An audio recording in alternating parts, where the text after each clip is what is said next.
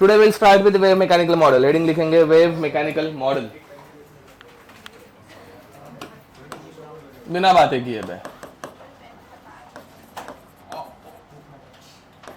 यश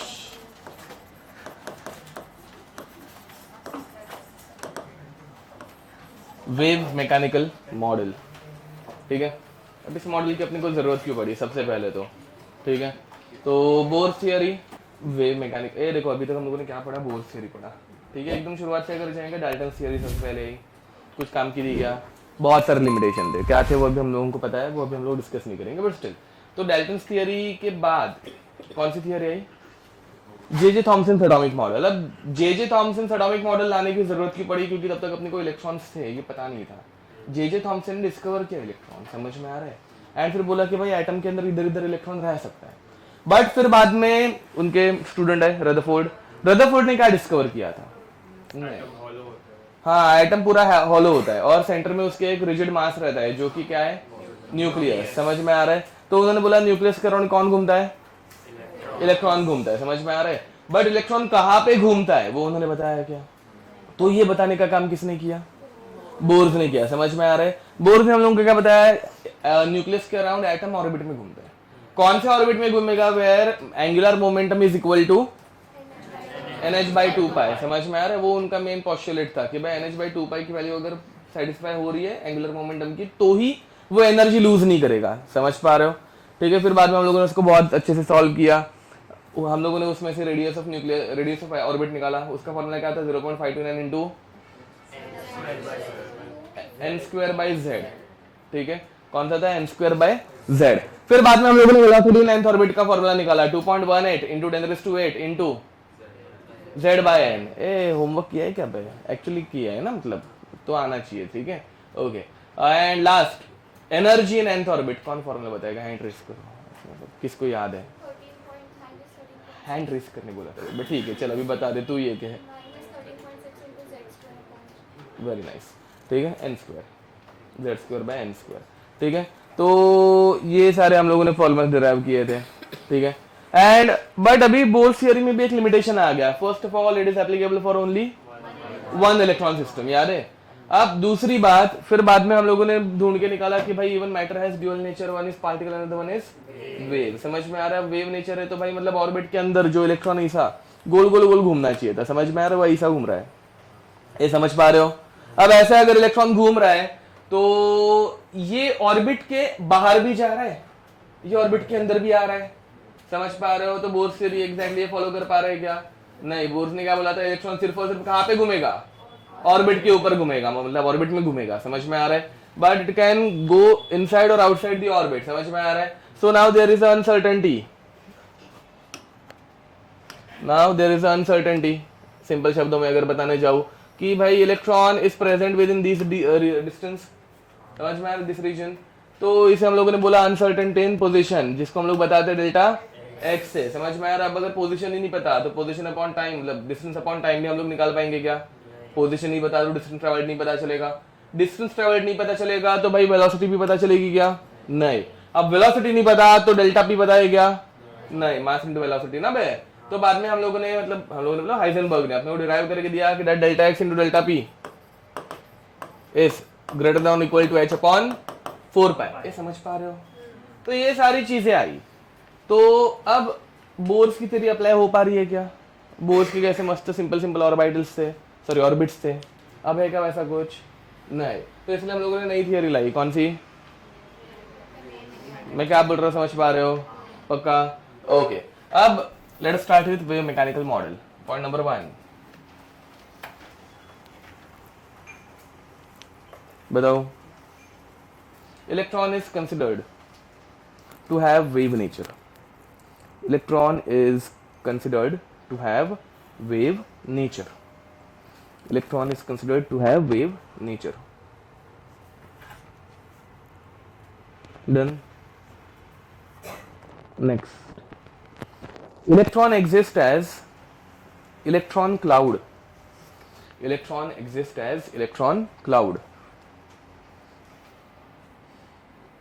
bracket में लिखना wave nature, electron exists as electron cloud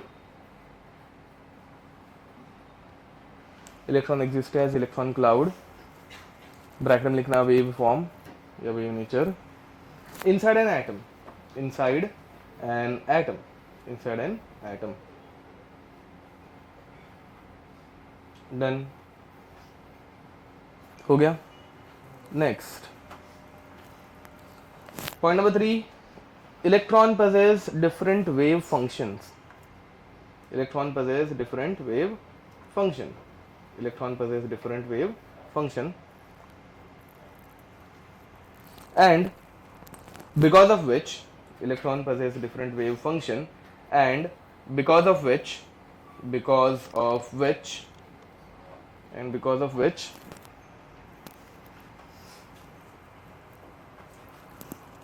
different shapes of electron clouds are generated. Different shapes of electron clouds are generated, and because of which different shapes of electron clouds are generated.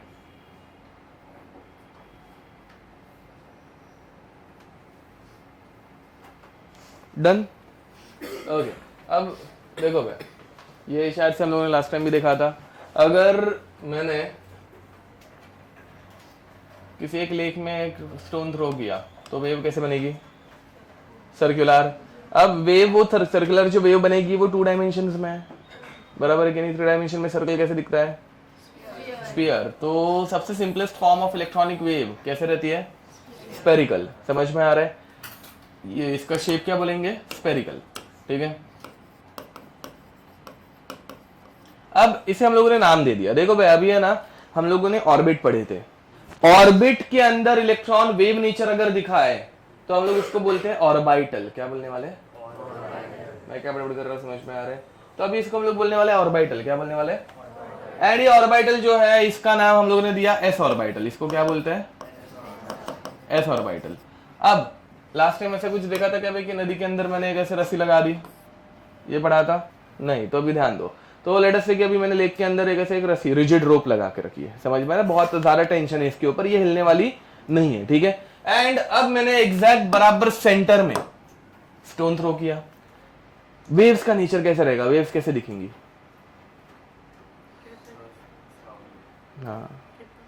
हाँ but कहाँ पे, कैसे? ऐसे दिखेंगी क्या? ऐसे waves दिखेंगी? वो हिलने नहीं वाली ना रस्सी।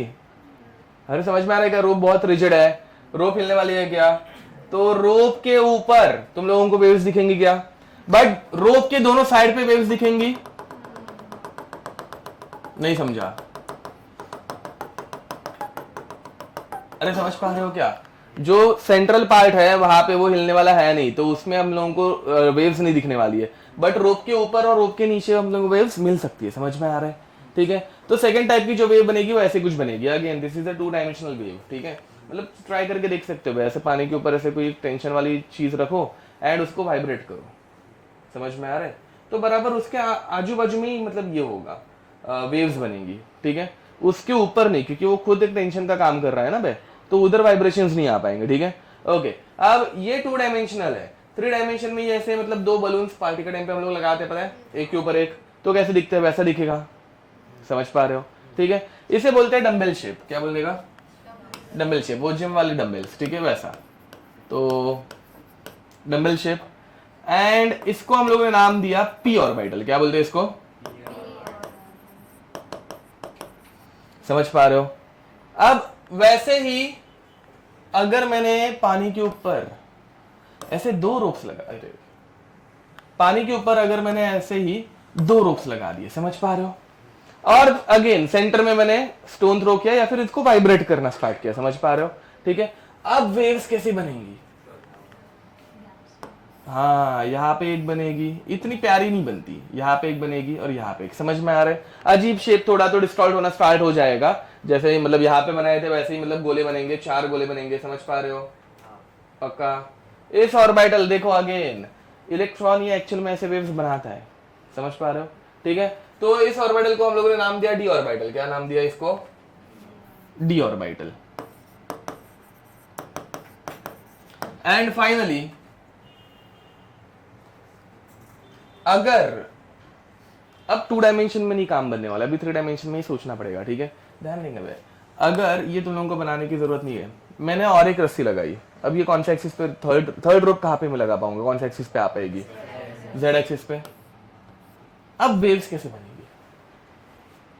कितनी वेव्स, मतलब कितने ऐसे लोब्स बनेंगे या फिर वेव्स, 8 बनेंगे। कितने बनेंगे, 8। जिस किसी को नहीं समझ में आ रहा है ध्यान देंगे भाई। से simple wave is cut into half, समझ में आ रहा है, तो 2 बने। इसको वापस जब मैं कट करता हूं तो 4 बने। अब वापस मैं इस एक्सिस से कट करूंगा तो टोटल कितने बनेंगे, समझ पा रहे हो। तो ये तुम लोगों को कितना अच्छे से समझेगा वो मुझे पता नहीं, बट स्टिल ट्राई करना। देखो 4 लोब्स ऐसे आगे की तरफ, समझ पा रहे हो, 4 लोब्स ऐसे आगे की तरफ है एंड बाकी 4 लोब्स ऐसे पीछे की तरफ।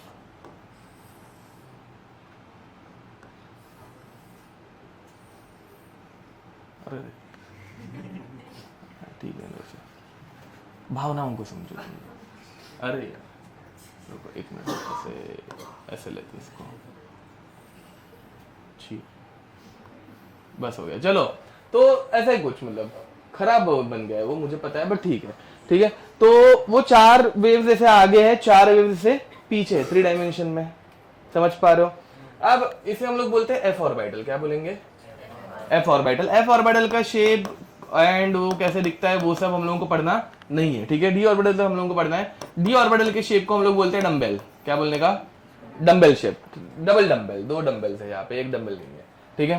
तो इसे हम लोग बोलते हैं डबल डम्बेल। ये समझ पा रहे हो। अब बट फिर तुम लोगों के दिमाग में डाउट आ रहा होगा कि हम लोगों को कैसे पता चला, ये हम लोगों को मैथमेटिकली पता चला हुआ है, ठीक है। अब ध्यान देंगे भाई। तो फर्स्ट ऑफ ऑल इसकी डेरिवेशन एंड ऑल अपने को कुछ भी नहीं है, ठीक है। बट अभी मैंने पॉइंट नंबर 3 में एक नया टर्म इंट्रोड्यूस किया। क्या, वेव फंक्शन किया है क्या, वो हो गया क्या इंट्रोड्यूस, वेव फंक्शन दिख रहा है, wave function. What is the meaning of wave function, कोई बताना चाहेगा वेव फंक्शन का मीनिंग क्या रहता है। कभी तुम लोगों ने ऐसा कुछ शब्द सुना है, पढ़ा है, नहीं, ओके। देखो वेव फंक्शन अलग अलग टाइप के रहते हैं। मैं अगर कोई भी वेव फंक्शन बताने की कोशिश करूं, फॉर एग्जांपल, हाँ, first of all wave function is represented by symbol Sai. कौन से सिंबल इसको यूज करते हैं हम लोग, साई, समझ में आ रहा है। Now this wave function can be anything, for example wave function can be x square, समझ पा रहे हो। एक्स स्क्वायर की भी एक वेव बनती है बे, एक सिंपल शब्दों में अगर बताने जाऊं तो एक्स स्क्वायर की वेव कैसे बनेगी, ठीक है, ध्यान देंगे बे। तो यहाँ पर लेट अस से 1 2, बहुत दूर चला गया 2, थोड़ा 1 पहले दूर रख देते हैं। तो 1 2 लेट अस से 3, यहाँ पे क्या आएगा, -1 -2 एंड -3, गेटिंग इट, ठीक है। एंड y एक्सिस 1 2 3 4 एक्सेट्रा ऊपर ऊपर जाएगा, ठीक है। अब इसमें अगर मैं इसको x स्क्वायर को प्लॉट करना स्टार्ट करूं तो when x is equal to 1 x square becomes 1, बराबर ना बे, ठीक है। ब्लू से प्लॉट करते हैं। When x is equal to -1 x square becomes 1, ये समझ में आ रहा है, दोनों 1 पे ही आने वाले हैं। When x is equal to 2 x square becomes, okay, when x is equal to -2 x square becomes, ये समझ पा रहे हो। अब अगर इन पॉइंट्स को मैं कनेक्ट कर दूं, ये तुम लोगों को एक वेव जैसे दिख रही है ना, ऊपर से कम होते जा रही है, वापस बढ़ते जा रही है, एक सिंपल वेव बन गई, फॉलोड, पक्का थोड़ा बहुत समझ में आ रहा है। अब वैसे तुम लोग x क्यूब भी कर सकते हो, 1/x भी कर सकते हो। वैसे ही तुम लोगों ने जो सबसे ज्यादा वेव मतलब पढ़ी होगी, शायद से होपफुली अभी तक पढ़ के हो गया होगा, when psi is equal to sin x, ठीक है। चलो भाई ये अगर पता होगा तो बताओ, जरा हेल्प करो मेरे को, ठीक है। यहाँ पे 0, फिर बाद में मैं प्लॉट कर रहा हूँ π/2, π/2 मतलब कितने डिग्री में, ओके। ये प्लॉट किया है तुम लोगों ने, नहीं, आज करता है। देन पाई, देन 3π/2 मतलब 270 एंड 2π, चलेगा।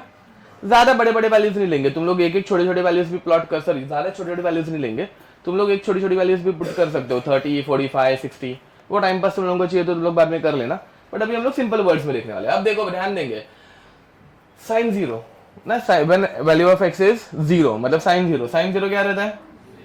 ओके, साइन पाई बाई 2, इधर किधर 1 पकड़ लू, चलते हैं। साइन पाई 0 पता है, साइन 180 पे, पाई मतलब 180, ठीक है।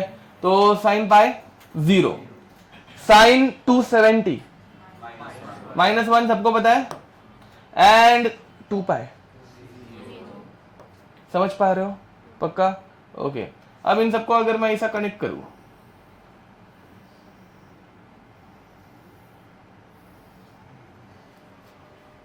नहीं समझा? तो ये क्या बन रही है? एक वेव बन रही है प्रॉपर, समझ पा रहे हो? तो इस वेव का फंक्शन क्या है? साइन है, नहीं साइन एक्स नहीं, sine, then it can be sine x, sine y, sine z, depends on in which direction it is travelling. अब ये कौन सा डायरेक्शन में जा रही है? एक्स, इसलिए ये साइन एक्स है। अगर वाई में जाता तो साइन वाई, जेड में रहता तो साइन, तो इस वेव का फंक्शन क्या है? साइन है, साइन। समझ में आ रहा है? वैसे ही अगर मैं कॉस पुट करने जाऊं, कॉस, अब मैं मतलब तुम लोगों को ये ऐसे प्रूव करके नहीं बैठूंगा, बट कॉस की वेव जो है वो ऐसे दिखती है। देखो, cos starts from cos 0, cos 0 बता दो ना, सिर्फ 1 बराबर, तो 1 से स्टार्ट होता है। कॉस 90 0, कॉस 180 -1, 270 वापस 0 होता है, 360 वापस 1 होता है। समझ में आ रहा है? तो कॉस की वेव ऐसे दिखती है। tan कभी देखा है? tan 45 ना भाई, tan 45 क्या रहता है? अच्छा 45 1 रहता है क्या? एंड tan 0 इन्फिनिटी, इन्फिनिटी क्या रहता है? मैं भूल गया हूँ, इन्फिनिटी 90 रहता है। ओके, एंड 0 पे क्या रहता है? tan 0 रहता है। ओके, तो देखो भाई ये ऐसे, ठीक है, तो 0 से स्टार्ट होता है। 45 पे क्या बोले तुम लोग? 1, 45 पे 1, एंड 90 पे इन्फिनिटी। हाँ ओके, तो देखो 0 45 पे इधर 1 पहुंचता है, एकदम थोड़ा सा, एक्चुअली 1 देखा जाए तो बहुत छोटू सा रहेगा ना, तो 45 तक इट रीचेज 1, ठीक है, 45 तक it reaches 1 and then it goes to 90, मतलब ये ऐसे जाता है, समझे?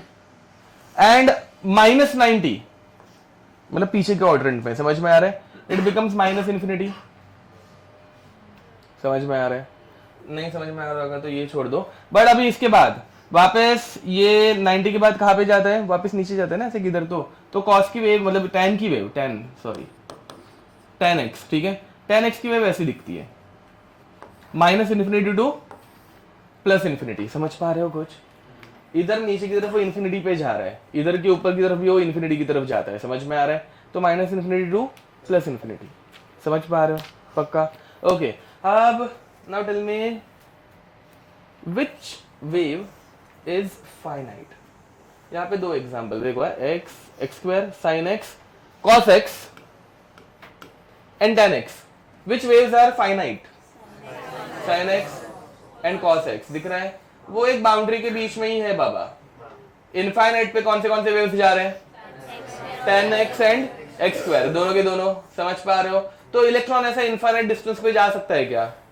नहीं, हाइपोथेटिकली हम लोगों ने मतलब बोर्स ने बोल दिया था इनफाइनाइट ऑर्बिट रह सकते हैं। एक्चुअल में रहता है क्या? तो इनमें से कौन सी वेव फंक्शन इलेक्ट्रॉन के लिए हम लोग अप्लाई कर सकते हैं? sin x cos x या tan x एंड x²? मैं क्या बोल रहा हूँ, समझ में आ रहा है ना? देखो, इलेक्ट्रॉन एक गोला है, मतलब गोला नहीं क्या बोल सकते हैं, और एटम एक गोला है जो कि इनफाइनाइट की फाइनाइट है ना, मतलब एक छोटू सा एटम है। अब इसमें हम लोग अगर बोल दे कि electron can reach up till infinite distance, correct होगा क्या? तो वेव फंक्शन जो रहता है, पहली बात तो कैसा रहना चाहिए? फाइनाइट, एक बाउंड्री में सीमित रहना चाहिए ना भाई। इलेक्ट्रॉन भी एक बाउंड्री में सीमित रहता है एटम के ऑर्बिट में। समझ पा रहे हो? पक्का? ओके, तो वेव मतलब एक देखो, वेव फंक्शन, इस फंक्शन वर्ड का मीनिंग मुझे एक्सप्लेन करना था। वेव फंक्शन का मीनिंग समझा? पक्का? श्योर हो? अब ये इनमें से कोई भी वेव इनके जैसे दिख रही है क्या? इनके वेव फंक्शन बहुत कॉम्प्लेक्स रहता है। समझ में आ रहा है? हम लोग इनके कुछ एग्जांपल्स भी करेंगे बाद में। समझ में आ रहा है? इनके 1-2 एग्जांपल्स में बताऊंगा कि ये वेव कैसे दिखती है एंड ऑल, एंड इनको हम लोग थोड़ा सा प्लॉट करने की कोशिश भी करेंगे, बट ये शेप हम लोग प्लॉट नहीं कर सकते। अगेन, ये जो वेव्स है ना, इनको अगर प्लॉट करना है तो तुम लोगों को यूज करना पड़ता है। जस्ट एक आइडिया देके रख रहा हूं, To plot these waves, they are plotted on spherical polar coordinates. ठीक है, तुम लोग जो ग्राफ यूज करते हो उसमें कौन से कोऑर्डिनेट्स यूज होते हैं बे? एक्स वाई जी, उनको कौन सा कोऑर्डिनेट बोलते हैं? कार्टेशियन। सुना है कभी ऐसे Cartesian coordinates?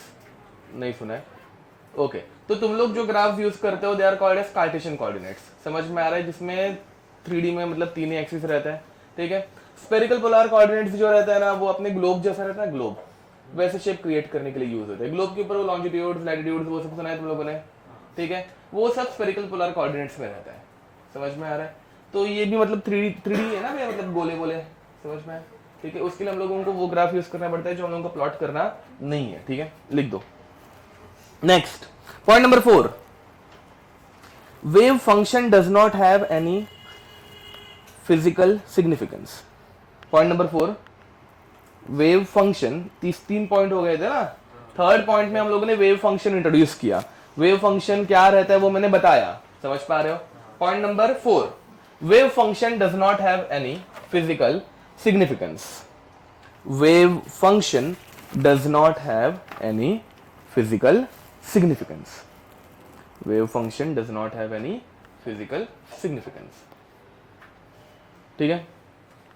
Does not have any physical significance. To give some meaning, हाँ, to give some meaning,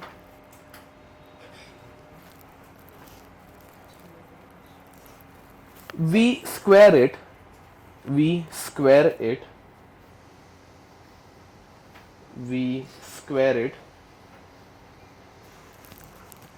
and it gives us probability density,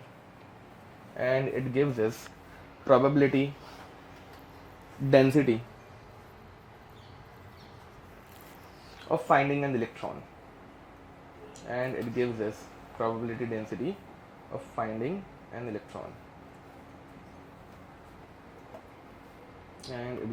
probability density of finding an electron, ठीक है। ओके, अब देखो भाई, तो फर्स्ट ऑफ ऑल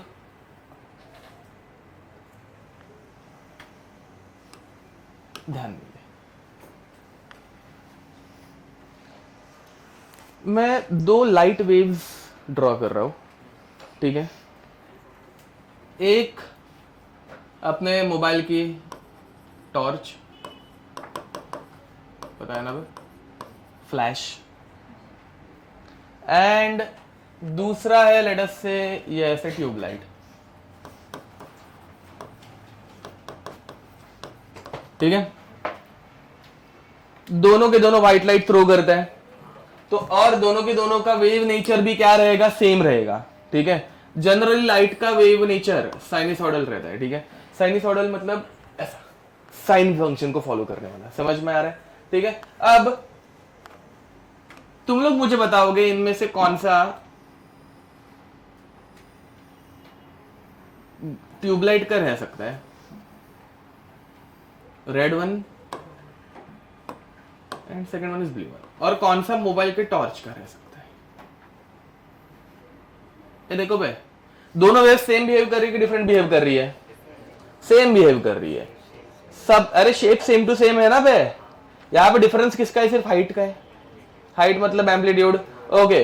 ब्लू वाली light mobile की होगी, ओके। एंड रेड वाली क्यों बे, क्यों? हाँ, एम्पलीट्यूड ये अपने को क्या बताता है? तुमने अच्छा वर्ड यूज किया, इंटेंसिटी बताता है। क्या बताता है? ए, समझ में आ रहा है कि भाई वो लाइट या फिर वो जो भी वेव है वो कितनी इंटेंस है, वो अपने को किससे पता चलती है? एम्पलीट्यूड से। समझ में आ रहा है? बाय द वे, इन दोनों लाइट की एनर्जी सेम या डिफरेंट? Same, okay. क्यों? Because frequency same. दिख रहे हैं सब, दोनों की फ्रीक्वेंसी सेम है, वेवलेंथ सेम है। तो फ्रीक्वेंसी या फिर वेवलेंथ अगर सेम होगी तो दोनों की एनर्जी, बट इन दोनों की intensity different. Now what is the meaning of energy and intensity? Difference कोई बताना चाहेगा? किसी को पता होगा या फिर कोई आइडिया रहेगी? मोबाइल और ये ट्यूबलाइट, इनमें डिफरेंस क्या रह सकता है? देखो भाई, अगर मैं ट्यूब मोबाइल के टॉर्च की बात करूं छोटू सा, ठीक है, इसमें से एक टाइम पे लेडस से 1 सेकंड में बाहर निकलते हैं 3 फोटॉन, समझ में आ रहा है? बट उसी बदले अगर मैं ट्यूबलाइट की बात करूं, इतनी बड़ी ट्यूबलाइट अपनी, इसमें से 1 सेकंड में कितने फोटॉन्स बाहर निकलेंगे भाई? 3 या 3 से ज्यादा? 3 से ज्यादा। मैं क्या बोल रहा हूं, समझ में आ रहा है क्या? अब ये देखो, एक्चुअल में हर एक फोटोन की एम्पलीट्यूड अगर देखेंगे तो सेम ही रहने वाली है, बट अभी ये सारे फोटोन एक दूसरे के साथ इन फेज है, ये एक दूसरे के ऊपर ओवरलैप हो गए। कौन सा टाइप का इंटरफेरेंस? Constructive interference. ये सब एक दूसरे के साथ ओवरलैप कर करके, कंस्ट्रक्टिव इंटरफेरेंस कर करके इनका इंटेंसिटी क्या बन गया? बढ़ गया, एम्पलीट्यूड बढ़ गया। समझ में आ रहा है? तो मुझे बताओ ये वेव फंक्शन कुछ काम का है क्या भाई? अगर मोबाइल की टॉर्च ले और अपने ट्यूबलाइट ले, दोनों का वेव फंक्शन, बट अपने को इनमें डिफरेंस, मतलब किसकी इंटेंसिटी ज्यादा है, वो कौन बताता है? एम्पलीट्यूड। समझ में आ रहा है? तो फिजिकल सिग्निफिकेंस अगर देखो भाई, मैं अगर सिर्फ साइन एक्स लिख के दूं, तो साइन एक्स, वापस मैं सिर्फ साइन एक्स लिख के दूं, तो sine x is applicable for both of these ना भाई, मोबाइल का टॉर्च एंड अपने ट्यूबलाइट, दोनों के लिए एप्लीकेबल है। इन दोनों में डिस्टिंग्विशिंग पार्ट क्या है? एम्पलीट्यूड। इन दोनों में डिस्टिंग्विशिंग पार्ट क्या रहता है? मैं क्या बड़बड़ कर रहा हूँ, समझ में आ रहा है? पक्का श्योर हो? एंड ये फॉर्मूला तुम लोगों ने कभी अगर पढ़ा नहीं होगा तो अभी लिखने की जरूरत नहीं है, फिजिक्स में पढ़ाया जाएगा। But amplitude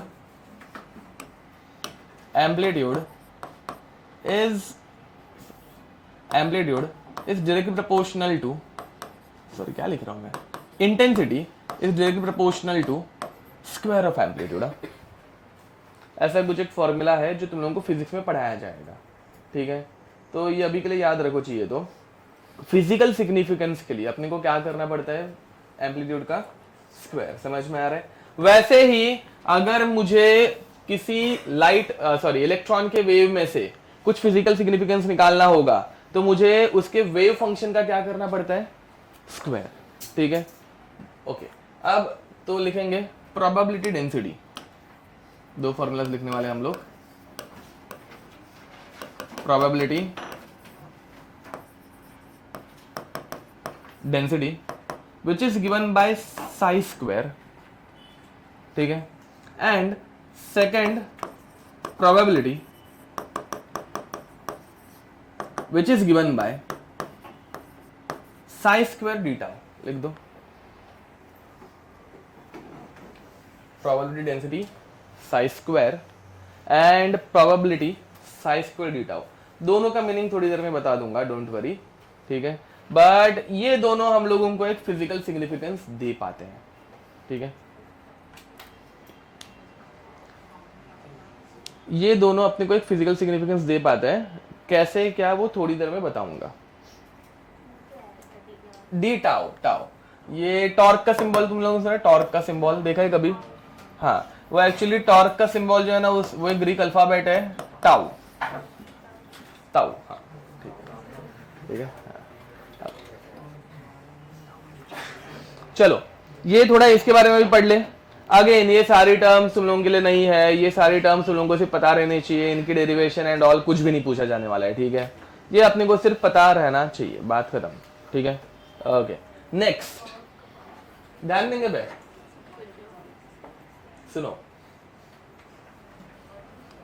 now first of all what is the meaning of probability density, ठीक है? ध्यान देंगे। अब तुम लोगों ने क्लाउड देखा है? क्लाउड में सबसे ज्यादा इंटेंसिटी कहाँ पे रहती है? साइड्स में या सेंटर में? सेंटर में रहती है। समझ में आ रहा है? वैसे ही अगर हम लोग इलेक्ट्रॉन की बात करें तो इलेक्ट्रॉन जो वेव बनाएगा उसमें सबसे ज्यादा इंटेंसिटी कहाँ पे रहेगी? सेंटर में रहेगी।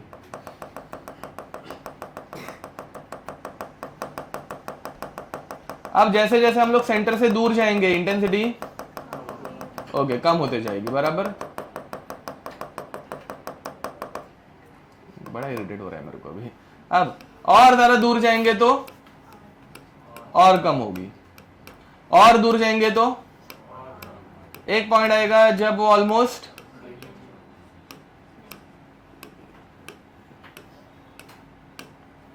जीरो या फिर बहुत कम हो जाएगी, मिनिमम हो जाएगी। फॉलोड? ओके। अगर मैं पूछूं what is the probability of finding an electron inside this sphere, 100%, very nice, सही बोल रहे हो, करेक्ट है, करेक्ट है, आते तुम लोग को थोड़ा बहुत, आंसर दिया करो। ओके, तो probability density is that this electron is present in this sphere and probability density is always 1। कितनी रहती है बे? 1, 100% रहती है। प्रोबेबिलिटी डेंसिटी हमेशा कितनी रहती है? 1। समझ में आ रहा है?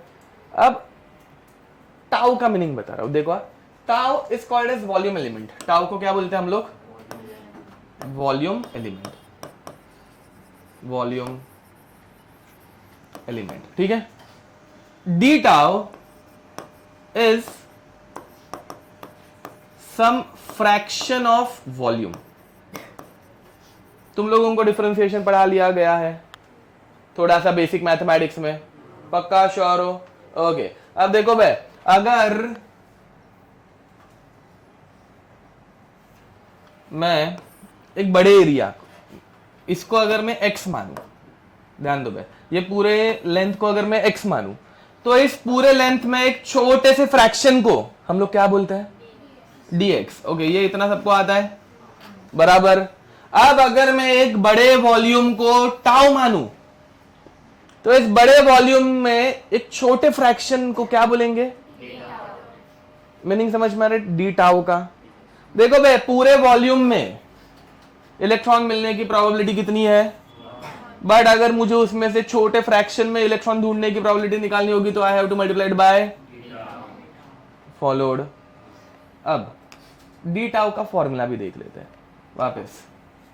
What is the formula for volume of a sphere? Very nice. देखो भाई, ये पूरा जो वॉल्यूम रहेगा, इसे निकालने के लिए, मतलब वॉल्यूम निकालने के लिए हम लोग फॉर्मूला यूज करते हैं 4/3 पाई आर क्यूब। समझ में आ रहा है? अब इस पूरे वॉल्यूम में से मुझे एक छोटे से एरिया में, देखो भाई, अगर मैं इधर का छोटा सा वॉल्यूम लूंगा तो यहाँ पे प्रोबेबिलिटी ज्यादा रहेगी या कम रहेगी? ज्यादा रहेगी। अगर मैं बाहर का कोई वॉल्यूम एलिमेंट लूंगा छोटू सा, समझ में आ रहा है? एकदम छोटू सा, ये समझ में आ रहा है? ये वॉल्यूम छोटा सा, क्या बोल रहा हूं मैं? डेटाऊ मतलब ऐसे इनके बीच का, तो यहाँ पे प्रोबेबिलिटी कितनी रहेगी? कम रहेगी। समझ में आ रहा है? ओके, तो अब मुझे एक छोटा वॉल्यूम लेना है, तो मैं टाउ का क्या लूंगा? D tau.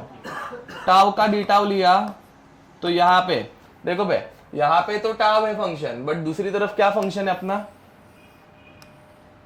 नहीं समझा, रुको। अब यहाँ पे वॉल्यूम फंक्शन है ना, बट दूसरी तरफ अपनी रेडियस फंक्शन है। समझ में आ रहा है? तो अभी इसको differentiate with respect to r करेंगे, ठीक है। तो इसका अगर मैं डिफरेंशिएशन करने गया तो 4/3 करेक्ट है, करेक्ट। तो 4/3 पाई, ये क्या है? जो कि डिफरेंशिएशन के बाहर निकल गए। एंड फिर बाद में अपने पास क्या बचा? डिफरेंशिएशन ऑफ आर क्यूब, समझे? जो कि क्या बनेगा? 3r²। तो ये बनेगा 4/3 पाई 3r² dr, छोटा सा वो रेडियस एलिमेंट। 3 और 3 क्या हो गए? फॉर्मूला क्या बना?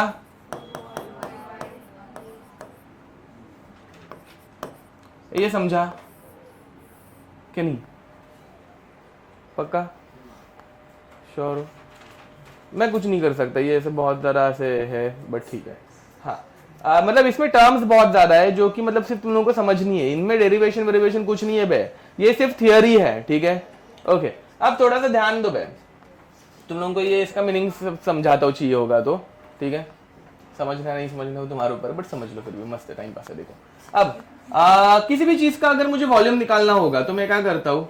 ये है और ये है, लेट अस से, तो मैं क्या करूंगा? वॉल्यूम निकालना है अगर मुझे इसका, तो देखो भाई, अगर नहीं पता होगा तो हम लोग पहले ये सर्कल है ना, उसका एरिया निकालते। क्या निकालते? सर्कल का। एंड फिर बाद में इसको मल्टीप्लाई करते हैं इसके हाइट से। पढ़ा है क्या कभी ना? किसी भी चीज का अगर वॉल्यूम निकालना होगा तो एरिया इंटू हाइट, या फिर उसकी ब्रेड्थ विड्थ जो भी रहेगा वो हम लोग मल्टीप्लाई करते हैं। अब मुझे एक स्पीयर का, बट कौन से? एक छोटे से स्पीयर का वॉल्यूम निकालना है। चलो वो भावना को समझो। अब देखो भाई, what is the formula for area of a spear? पता है ना, 4 पाई आर स्क्वायर। अब इस स्पीयर की विड्थ कितनी है, क्या बोलेंगे? देखो बे, टोटल रेडियस को बोलते हैं, तो रेडियस के एक छोटे टुकड़े को क्या बोलने का? समझा कुछ? Area into width, volume of that small sphere. दो मेथड है, एक तो मैथ्स आना चाहिए, डिफरेंशिएशन, ठीक है। दूसरी मेथड थोड़ी सी ज्योमेट्री आनी चाहिए, वॉल्यूम कैसे निकालते हैं वो समझ में आ रहा है। तुम लोगों के ऊपर है, तुम लोगों को कैसे याद रखना है। दोनों तरीके से याद नहीं रखोगे, फॉर्मूला रटोगे वो भी चलेगा मुझे, ठीक है। तो डी टाउ की फॉर्मूला क्या रहता है? Pi R square into D R. समझ में आ रहा है? ओके। ये अपने को क्या बताता है? एक छोटे से वॉल्यूम के फ्रैक्शन में इलेक्ट्रॉन मिलने की प्रोबेबिलिटी कितनी है, ठीक है। इसका अगर मैं ग्राफ प्लॉट करने जाऊं, अगेन देखो भाई ये थियोरी है बट ये पूछा जाएगा, ठीक है। इसका अगर मैं ग्राफ प्लॉट करने जाऊं, ठीक है, तो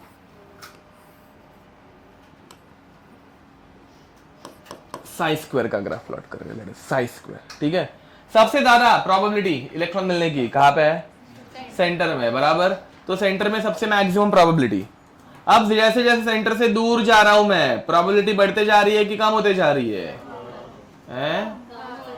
ना, इलेक्ट्रॉन मिलना कम होते जाएगा, तो it will keep on decreasing. समझ पा रहे हो? ये this is the graph of psi square upon, sorry, psi square versus r, radius के अकॉर्डिंग लोग कैसे कम कम होते जा रहे हैं। ये हम लोग इस चैप्टर के सबसे एंडिंग में करने वाले हैं, सबसे एंड में। अभी करने वाले हैं क्या? नहीं, ठीक है। ये साई स्क्वायर का ग्राफ था। साई स्क्वायर डी टाउ का ग्राफ थोड़ा सा अलग नेचर का है, वो बाद में पढ़ेंगे।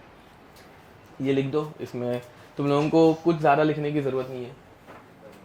ये पूरा स्फीयर जो है वो टाउ है, इसमें एक छोटा सा ऐसे सर्कल बनाना कि भाई ये इतना पार्ट जो है वो डी टाउ है। तुम लोगों को बाद में समझ में आए इसीलिए, ठीक है। डी टाउ का फॉर्मूला खत्म बात। Last point, fifth point, this model is based on Schrodinger's wave equation, ठीक है। ये मैंने तुम लोगों को लास्ट टाइम बताया था ना, मतलब ये this model is based on Schrödinger, SCHRO danger, ठीक है। वो वही है ना, आगे का तो सिंपल है, वो पहले का ही डिफिकल्ट है। श्रोडिंजर्स वेव इक्वेशन, वो सुना होगा ना, श्रोडिंजर्स कैट, वो वाला, वो टाइम पास, ठीक है। वो है भी बट है भी नहीं। हाँ, यस, हाँ। लास्ट टाइम हम लोगों ने हाइड्रोजन एटम का फोटो देखा था ना, हाँ, उधर भी मतलब वो फर्स्ट में भी और सेकंड में भी है भी और नहीं भी, वो इसके लिए था, ऐसा ही रहता है, ठीक है। सब अजीब है यहाँ पे, कुछ ऐसे सेंसिबल नहीं है, ठीक है। ओके, वो श्रोडिंजर्स कैट के बारे में तुम लोगों ने सुना होगा ना, वो कैट जिंदा भी रहती है, मरी भी रहती है, जब तक बॉक्स खुलता नहीं है पता नहीं रहता, ठीक है। वैसा वाला वो फालतूगिरी। चलो, क्या हुआ? तो अब यहाँ पे श्रोडिंजर्स वेव इक्वेशन, इसकी हम लोग थोड़ी सी डेरिवेशन देखेंगे बाद में, ठीक है। मतलब बाद में मतलब अभी, बट पहले हम लोग सिर्फ जो बुक में अपने काम आने वाला है उतना लिखने वाले हैं। ध्यान दो, मैं लिखेंगे del square psi by del x square plus del square psi by del y square plus del square psi by del z square plus 8 pi square m by h square into energy minus potential energy psi is equal to 0। इस सब का meaning हम लोग पढ़ने वाले हैं। अब ध्यान दो भाई, अगर एनसीईआरटी ओपन करके देखोगे, ये इक्वेशन है, याद रखना, बात खत्म, ठीक है। हाँ, और कुछ है क्या इसमें? नहीं। ये इक्वेशन किसने दी थी?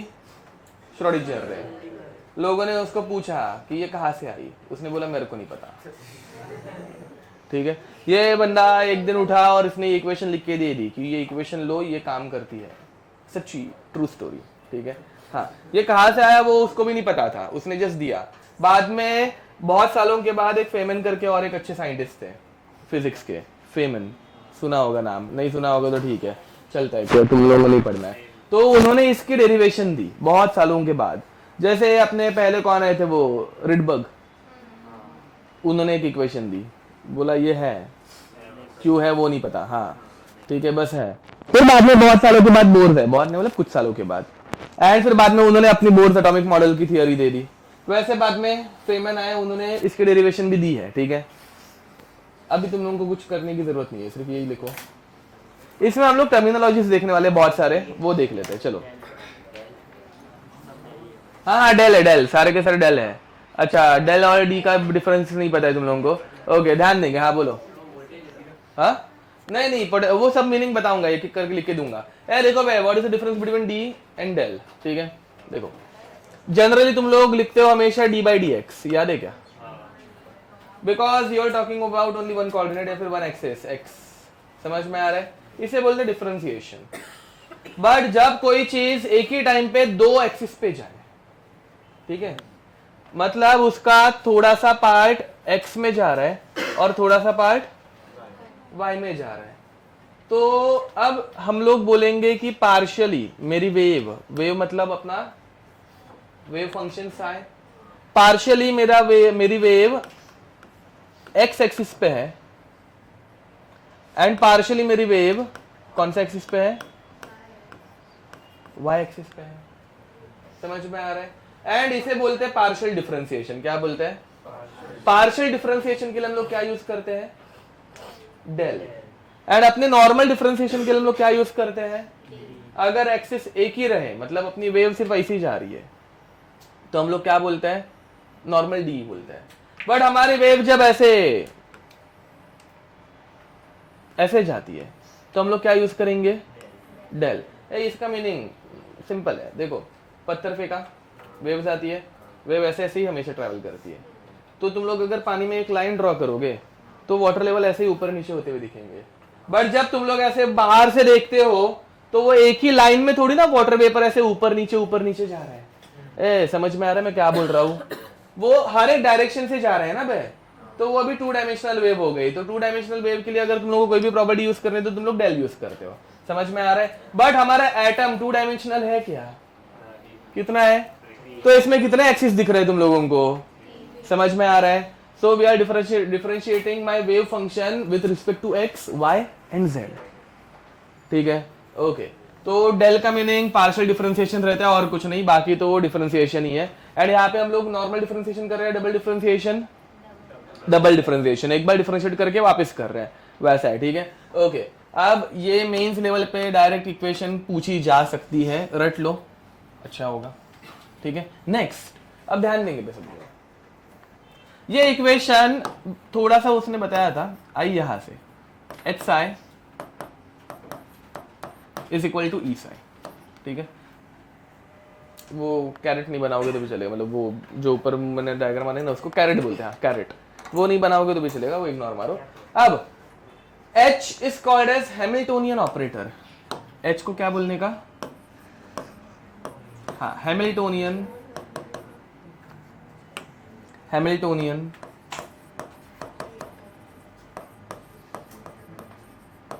ऑपरेटर। ये सब कुछ काम का नहीं आने वाला है, इसके ऊपर क्वेश्चन आने के चांसेस नेक्स्ट टू 0 है। ठीक है, हाँ। इसके बाद हम लोग जब थोड़ा सा आगे बढ़ेंगे ना क्वांटम नंबर्स के ऊपर, वो सबसे इंपॉर्टेंट है, मैंने शुरुआत में बताया होगा। अभी हम लोग मतलब खत्म होने आ गए चैप्टर, लास्ट का पार्ट बाकी है, क्वांटम नंबर्स, जो सबसे इंपॉर्टेंट है। ठीक है, ये सब तुम लोग बाद में नहीं पढ़ोगे तो भी मुझे कुछ फर्क नहीं पड़ने वाला है।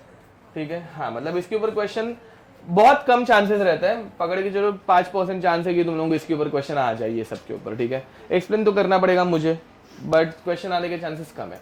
Hamiltonian operator, now what is the meaning of operator? ध्यान दो बे, मेरे पास कोई एक वेव है sin x,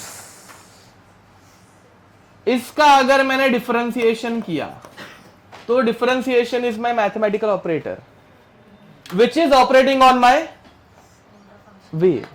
समझ में आ रहा है? हाँ, मतलब वेव फंक्शन, करेक्ट, समझ में आ रहा है, ठीक है। वैसे हैमिल्टोनियन ऑपरेटर भी क्या रहता है, एक मैथमेटिकल फंक्शन रहता है जो कि मेरे किसके ऊपर ऑपरेट करने वाला है, वेव फंक्शन के ऊपर। हैमिल्टोनियन ऑपरेटर जब मेरे वेव फंक्शन के ऊपर ऑपरेट करेगा वो मुझे वेव की क्या देगा, एनर्जी देगा, टोटल एनर्जी देगा। समझ में आ रहा है? इसको कैसे रीड करते समझ में आ रहा है? When Hamiltonian operator operates on my wave function it gives me energy of my wave. समझ में आ रहा है? अब एनर्जी दो चीजों से बनी रहती है, काइनेटिक, दूसरी, तो हैमिल्टोनियन ऑपरेटर में भी दो चीजें रहती है, एक काइनेटिक एनर्जी का फंक्शन और दूसरा, ठीक है। अगेन ये सिर्फ थियरी है, इसके ऊपर स्टेटमेंट वाले क्वेश्चंस ही आएंगे, समझ पा रहे हो, ठीक है। तो थियरी अच्छे से देख लो। मैं हैमिल्टोनियन ऑपरेटर का फॉर्मूला रहता है minus h square upon 8 pi square m del square psi by del x square plus del square psi by del y square plus del square psi by del z square. समझ पा रहे हो? ये इतना जो equation मैंने अभी लिख के दी है ये है हमारे काइनेटिक एनर्जी की इक्वेशन। समझ में आ रहा है? Kinetic energy operator operating on what, Sai, ठीक है। अगेन थियरी, तुम लोगों को इक्वेशन ऑप्शंस में मतलब टिक करके आनी है इधर, या फिर ये इक्वेशन दी रहेगी उसमें सब हर एक पार्ट के बारे में तुम लोगों को पूछा रहेगा कि ये इतना पार्ट जो है वो क्या रिप्रेजेंट करता है, ब्ला ब्ला ब्ला, ठीक है। तो this plus V psi where V is my potential energy। मस्त ना, ये इजी है। V क्या है, पोटेंशियल एनर्जी। ये बाकी इतना पार्ट क्या है, काइनेटिक एनर्जी। एंड ये पूरा रहता है हमारा Hamiltonian operator. Hamiltonian operator is made up of two parts, this one is kinetic energy and this one is potential energy, giving us E psi which is total energy, ठीक है। Again equation रटनी पड़ेगी no doubt, but इसका meaning पूछा जाएगा। वापस repeat कर रहा हूं, हैमिल्टोनियन का इतना पार्ट काइनेटिक दिखाता है, हैमिल्टोनियन का इतना पार्ट पोटेंशियल दिखाता है, इतना ही याद रखना, ठीक है। अब इसको थोड़ा सा अगर मैं सिंप्लीफाई करने जाऊं, थोड़ा सा कर लेते सिंप्लीफाई, ठीक है। तो इसको इधर और इसको इधर लाओ, नहीं तो नहीं, इसको ही इधर लेके जाते, इसको, ठीक है। अब इस पार्ट को अगर मैं इधर लेके गया तो अपने काइनेटिक एनर्जी का operator minus h square upon 8 pi square m upon del square psi upon del x square plus del square psi by del y square plus del square psi by del z square is equal to E psi minus V psi followed।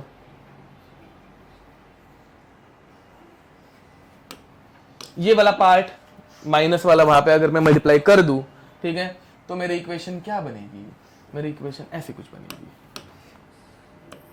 Del square psi upon del x square plus del square psi by del z square plus del square psi, del z square पहले लिख दिया गलती से, del y square plus del square psi by del z square is equal to minus 8 pi square m by h square, energy total energy minus potential energy psi. समझे? And फिर बाद में इस माइनस को अगर मैं इस तरफ लाऊंगा तो ये प्लस में बनेगा एंड हमारी ओरिजिनल इक्वेशन आ जाएगी। समझ पा रहे हो? अब देखो भाई, एक सिंपल सी कॉमन सेंस की बात, ये E क्या है हमारा, टोटल एनर्जी, V क्या है हमारा, तो टोटल एनर्जी में से अगर मैं पोटेंशियल माइनस करूं तो क्या बचता है, मेरी भावनाएं तुम लोगों तक पहुंच पा रही है? पक्का?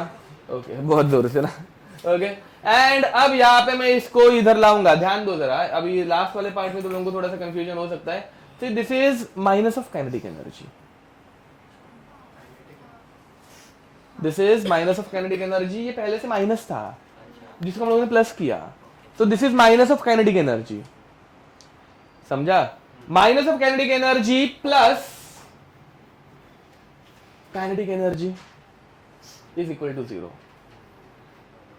छोड़ दो, बाकी इधर तक काइनेटिक एनर्जी, पोटेंशियल एनर्जी वो सब समझाना, इसको इधर लाओ, फाइनल श्रोडिंगर इक्वेशन मिल जाएगी, उसकी शॉर्ट में डेरिवेशन, इसके ऊपर क्वेश्चंस आ सकते हैं। मेंस लेवल पे आने के चांसेस तो बहुत ही कम है, बट स्टिल पढ़ के रखो, अच्छा होगा। हाँ, bye the way, H is Planck's constant, mass of M is mass of electron, वो लिख के देने की जरूरत नहीं है ना। बाकी kinetic energy, potential energy, total energy, size my wave function, ठीक है, लिखो। और किसी को अगर कुछ डाउट रहेगा तो तुम लोग पूछ सकते हो, ठीक है। ये हम लोगों को, हाँ मतलब एनर्जी दे पाता है, नो डाउट, टोटल एनर्जी ज्यादा करके दे पाता है वैसा, बट टोटल एनर्जी निकालने के लिए इसे और बहुत ज्यादा सॉल्व करना पड़ता है, जो हम लोग सॉल्व करने वाले हैं वैसा, ठीक है। हाँ, एंड इसमें जनरली पोटेंशियल एनर्जी 0 रहती है। हाँ, और एक छोटा सा पार्ट याद रखना अगर चाहिए होगा तो, पोटेंशियल एनर्जी जनरली हम लोग 0 अज्यूम करते हैं इसको सॉल्व करते वक्त, ठीक है वैसा। एंड ये टाइम इंडिपेंडेंट इक्वेशन है श्रोडिंगर की, टाइम डिपेंडेंट भी एक इक्वेशन रहती है, ठीक है, जो नहीं अपने को पढ़ना ही नहीं है, मतलब वो है ही नहीं अपने सिलेबस में, but this is time independent, मतलब टाइम के साथ भी वेव नेचर चेंज होता है ना बे, वेव्स टाइम के साथ आगे बढ़ती है, पीछे जाती है, कुछ तो चेंज होती है, तो ये टाइम इंडिपेंडेंट है। टाइम डिपेंडेंट भी एक इक्वेशन रहती है जो अपने को पढ़नी नहीं है, ठीक है। चलो हो गया, आगे बढ़े।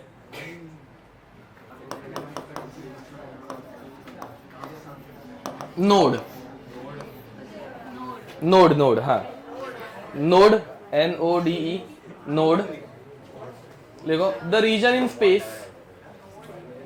The region in space, the region in space, ये हो गया, बट डिफिकल्ट पार्ट ये खत्म हो गया। अब इसके बाद टाइम पास है, समझ में आएगा, don't worry. The region in space where probability of finding an electron, where probability of finding an electron is 0. The region in space where probability of finding an electron is 0 is called as node. The region in space where probability of finding an electron is 0 is called as node. ठीक है, चलो भाई इसके ऊपर है ना घटिया घटिया सिंपल सिंपल क्वेश्चन आते हैं। नहीं ना, नहीं रुको, देखो भाई, what is the number of nodes present in s orbital? चलो नहीं समझ में आ रहा होगा तो, what is the number of node present in p orbital?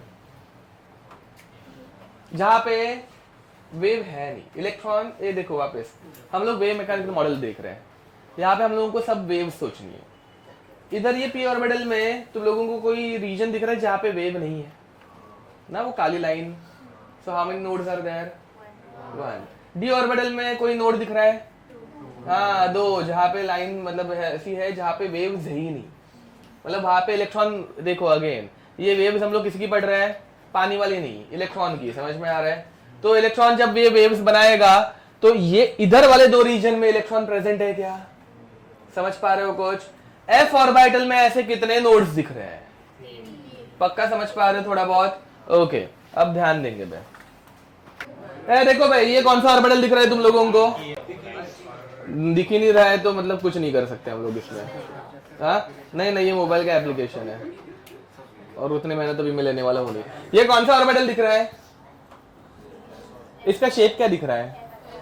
Spherical दिख रहा है, स्पेरिकल ना दिख रहा है। सेंटर में इसकी इंटेंसिटी बहुत ज्यादा है, धीरे धीरे इसकी इंटेंसिटी कम होते जा रही है, बादल जैसे, क्लाउड जैसा।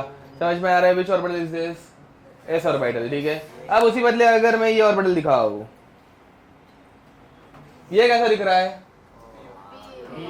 दिख रहा है p ऑर्बिटल ना, ऊपर और नीचे इलेक्ट्रॉन क्लाउड है, बट बीच में कुछ है क्या? सो वो उस रीजन को क्या बोलने का? नोड बोलने का। समझ में आ रहा है? अब ये दिख रहा है क्या? रुकना जरा, शांति, ठीक है, मतलब हाँ आ गया तेरे को, ठीक है। रुको जरा, बाद में वो भी बाद में। हाँ अब देखो भाई, ये अभी थोड़ा सा एक्सिस का गड़बड़ है, बट ठीक है।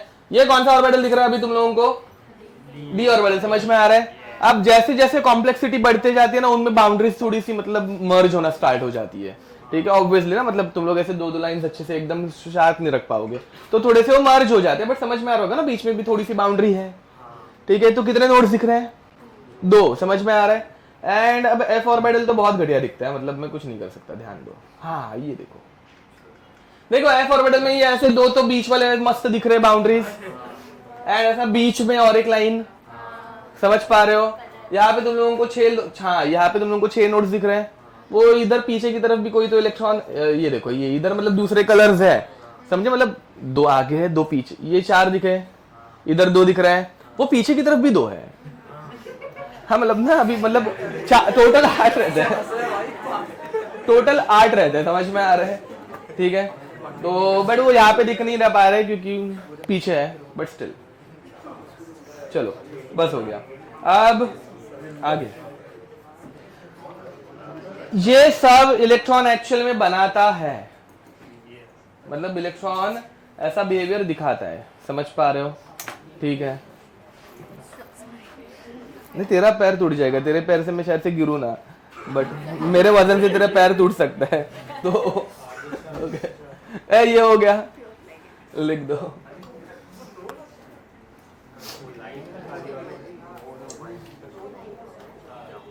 हो गया ना? नोड, नोड में कोई दिक्कत? Next anti node.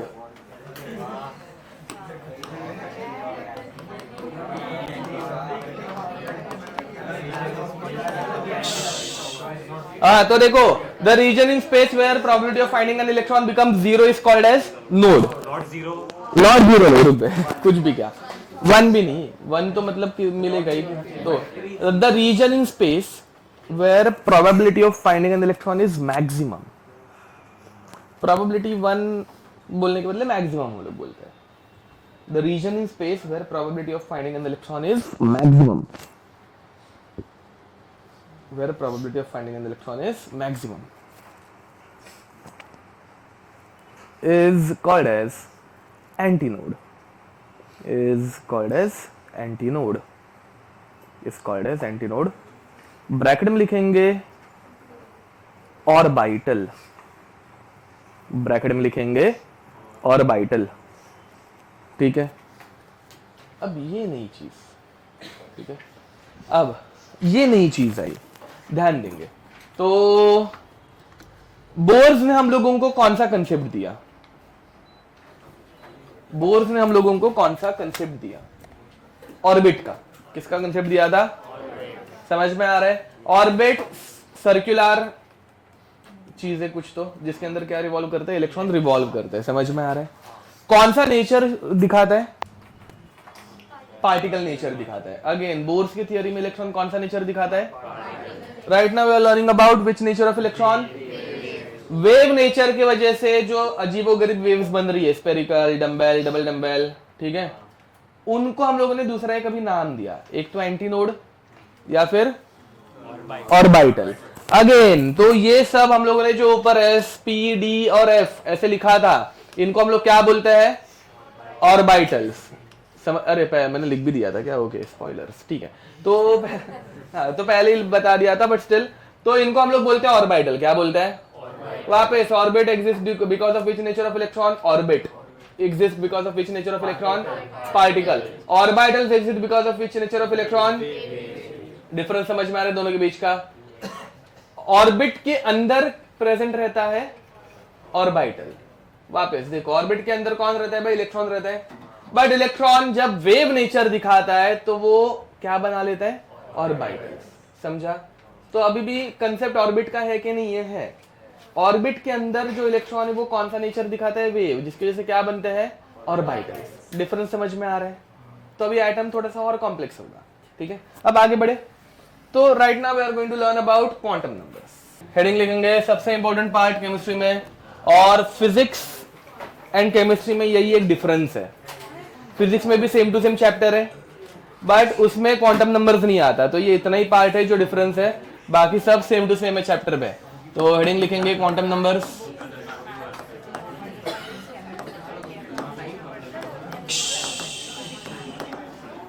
देखो अब क्वांटम नंबर्स जो है ना वो हम लोगों को एकदम क्या बोल सकते हैं,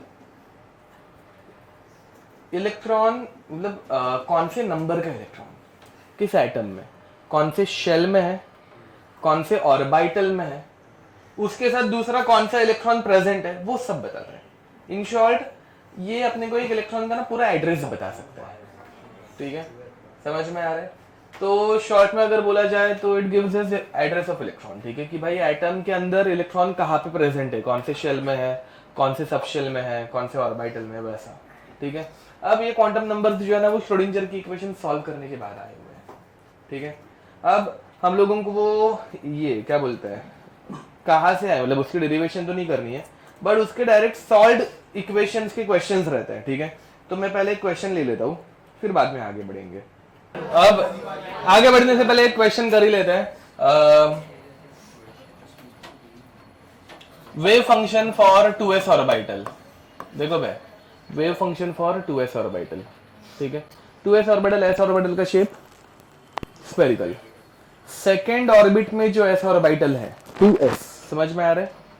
ठीक है, is 1/2√2 pi into 1/a0 raise to half. Ah by the way a0 क्या रहता है? हाँ 0.529 एंगस्ट्रॉम, बोर्स रेडियस लिख के दिया एक बार। ठीक है, into 2 - r/a0 into e raise to -r by 2a0। ठीक है, वो हम लोगों ने अभी जो श्रोडिंगर इक्वेशन लिखी ना उसको सॉल्व करना पड़ता है। ठीक है, वो सॉल्व करने के बाद ये इक्वेशंस आती है। ये इक्वेशंस हम लोग जब प्लॉट करते हैं तो हम लोगों को ऑर्बिटल्स की शेप मिलते हैं। अगेन ये इक्वेशंस हम लोग एक्स और एक्सिस के ऊपर कैसे प्लॉट करते हैं वो देखने वाले हैं, बट प्रॉपरली अगर प्लॉट करना होगा तो इसमें और सारे वेरिएबल्स रहता है, वो अपने को पढ़ने की अभी जरूरत नहीं है। ठीक है, ये बहुत सिंप्लीफाइड वर्जन है श्रोडिंगर इक्वेशन की फिर भी। ठीक है, सॉल्व करने के बाद अब इस इक्वेशन को सॉल्व करते वक्त ना अलग अलग अपने पास नंबर्स आए। ठीक है, उन नंबर्स को हम लोगों ने क्या बोला हुआ है, समझ पा रहे हो? ठीक है, जो कि तुम लोगों को कहां से आए क्यों आए वो देखने की जरूरत नहीं है, बट इस इक्वेशन को अपने को सॉल्व करने आना चाहिए। ध्यान दो, सॉल्व नहीं, इस इक्वेशन के क्वेश्चंस अटेम्प्ट करने आना चाहिए। तो now the final question is at r is equal to r0, radial node is formed. Node is formed. Ignore मारो। Node is formed. Thus, r0 in terms of a0. Terms of a0 is a. r0 is equal to a0. b. r0 is equal to 4a0. c. r0 is equal to a0 by 2. and d. r0 is equal to 2a0.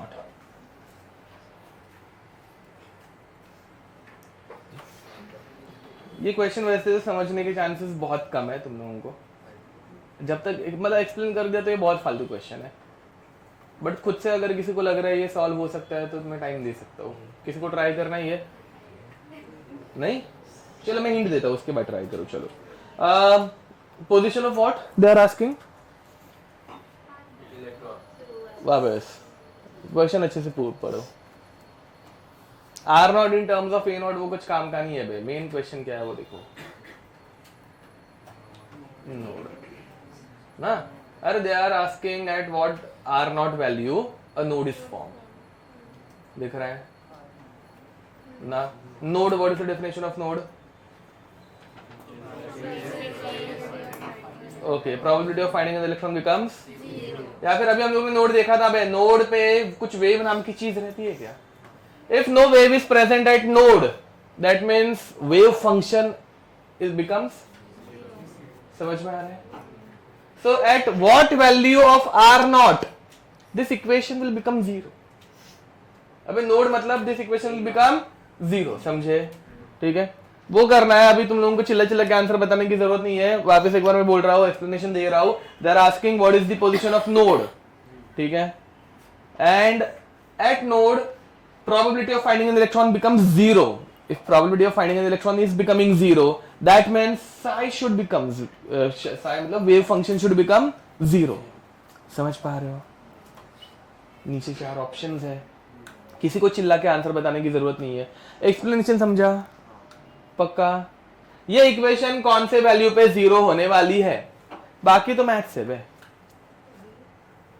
Again मैं hand raise करने बोलूंगा तब देखेंगे हम लोग। Hand raise करने बोलूंगा।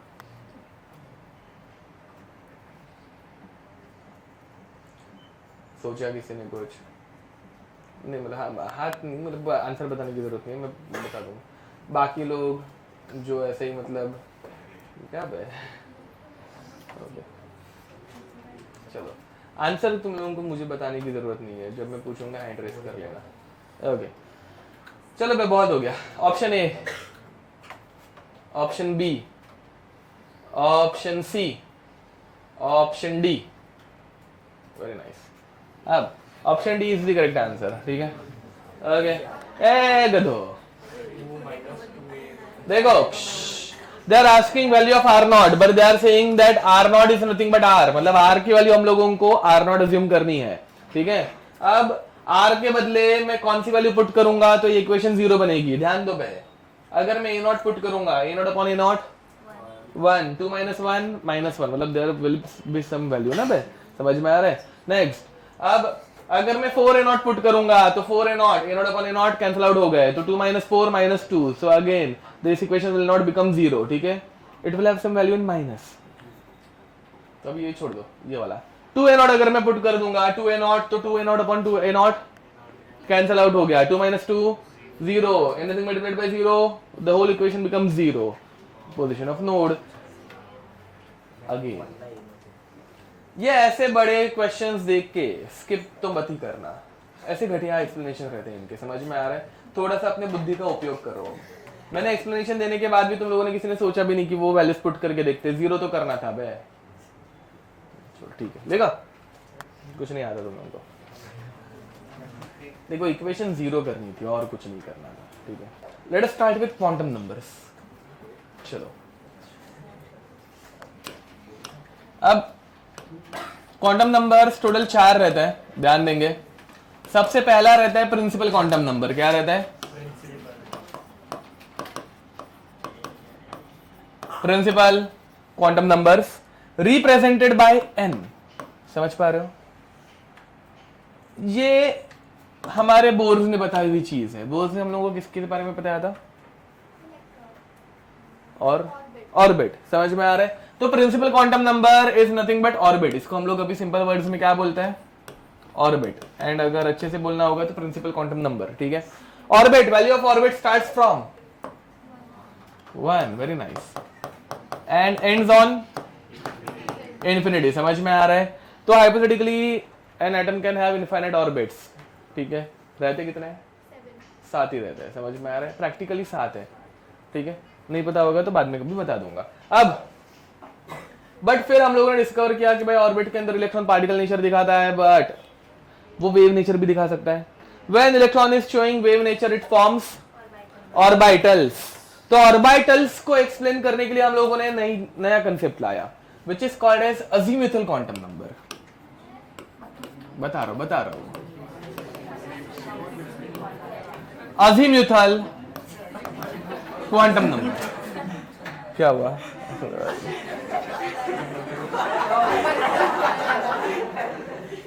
क्या हुआ?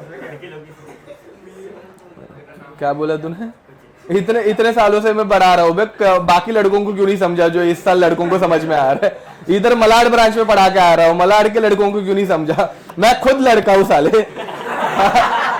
ये कौन सा जोक तुम मार रहे हैं? Okay next, azimuthal quantum number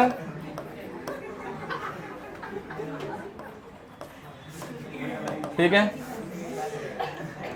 ध्यान दो भाई। अब यहां पे these are called as subshells, इन्हें प्यार से बोलने का subshells. Subshells are made up of orbitals. ध्यान दो। हाँ, अब होता क्या है, एक ही ऑर्बिटल में रहता। मैं थोड़ा सा तुम लोगों को आइडिया दे देता हूँ आगे का ही, ठीक है, मतलब ज़रा टाइम पास नहीं करेंगे फिर। तो जनरली होता क्या है, अगर मैं पी ऑर्बिटल की बात करूँ, पी ऑर्बिटल, ठीक है, पी ऑर्बिटल का शेप याद है क्या? हाँ, डम्बेल, क्या बोलने का उसको? ओके। अब ये पी ऑर्बिटल जो है ना, ये कौन से एक्सिस पे दिख रहा है? ये कौन से एक्सिस पे है? वाई। तो वाई एक्सिस वाले पी ऑर्बिटल को बोला जाता है पी वाई। क्या बोलने का? ये कौन से एक्सिस का है? तो इसे बोलने का। एंड ये कौन से एक्सिस का है? समझे? Now the thing is that individually they are called as orbitals. समझ में आ रहा है? बट ये ऑर्बिटल्स एक ही एटम के अंदर है, मतलब ये एक साथ है। जब ये एक साथ आ जाते हैं तो ये ऐसे दिखता है। ये समझ में आ रहा है क्या? And now it is called as a subshell. वापस एटम के अंदर सबसे पहले क्या रहता है?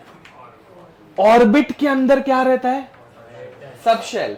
Subshell is made up of, followed, पक्का, ठीक है। देख वापस, हाँ, एटम के अंदर ऑर्बिट, ऑर्बिट के अंदर subshell is made up of, समझा? लिख दो। हाँ, नहीं, ऑर्बिटल इलेक्ट्रॉन की वेव है, मतलब वही इलेक्ट्रॉन बट जो कि वेव फॉर्म में है। ऑर्बिटल खुद इलेक्ट्रॉन है। क्या बताता हूँ। लास्ट टाइम फोटो दिखाया था ना हाइड्रोजन का, तो इलेक्ट्रॉन उधर सब जगह पे है। हाँ ना, वही अगेन मुझे भी नहीं समझा है, तुम लोगों को भी नहीं समझेगा, ठीक है। वो है भी नहीं भी है ना, मैं इसलिए तो श्रोडिंगर ने अपने बिल्ली का एग्जांपल दिया था ना, मतलब वो वापस किया था। देखो भाई, जिस किसी को श्रोडिंगर के एग्जांपल याद नहीं है, मतलब पता नहीं है, ठीक है, श्रोडिंगर ने क्या बोला था पता है? कि समझो हम लोगों ने एक बक्सा लिया, उसके अंदर एक ऐसे बिल्ली रखा,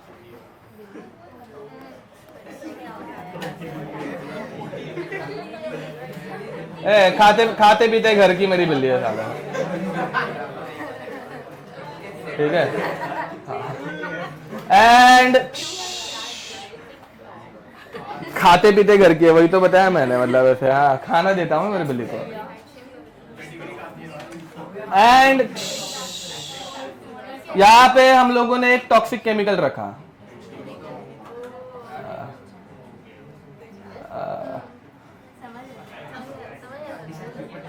ठीक है। अब देखो भाई, अब और बक्सा बंद करते, ठीक है। अब जब तक ये बक्सा बंद है, तुम लोगों को पता है क्या बिल्ली जिंदा है कि मरी है? नहीं। तो अभी वो जिंदा भी हो सकती है या फिर, तो एक ही टाइम पे वो जिंदा भी है और मरी भी है। समझ में आ रहा है? जब तक ये, हाँ, ये मैंने नहीं एक्सपेरिमेंट डिजाइन किया, ये थॉट एक्सपेरिमेंट है, उसने एक्चुअली किया नहीं था, ठीक है। ज्यादा ऐसे जानवर प्रेमी मत बनो। अब तो नाउ द थिंग इज कि वो एट अ टाइम जिंदा भी और ये मरी भी है। समझ में आ रहा है? जब तक ये बक्सा हम लोग ओपन नहीं करते तब तक अपने को पता चलेगा कि बिल्ली जिंदा है या मरी है? नहीं। वैसे ही ये हम लोगों ने लास्ट टाइम एक फोटो देखा था,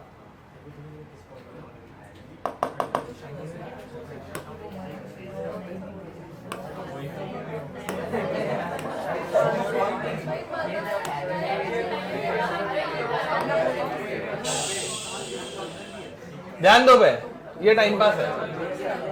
अब हाइड्रोजन के अंदर कितने इलेक्ट्रॉन्स है? देखो एक है।